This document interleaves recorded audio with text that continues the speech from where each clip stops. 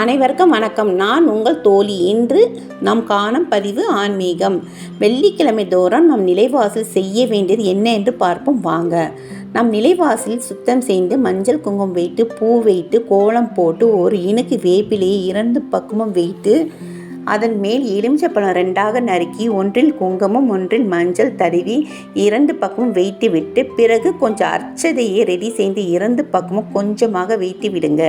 இப்படி நம் வாரந்தோறும் செய்வதால் நம் குடும்பத்துக்கு நல்ல செழிப்பான செல்வ நிலை உருவாக்கி தரும்.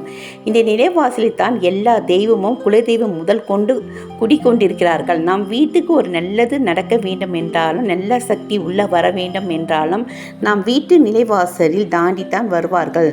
அதனால் நம் நிலைவாசலுக்கு கொடுக்கின்ற மரியாதை கொடுத்தால்தான் நிச்சயம் நம் குடும்பத்துக்கு நல்ல செல்வம் செழிப்பான நிலை உருவாகும்.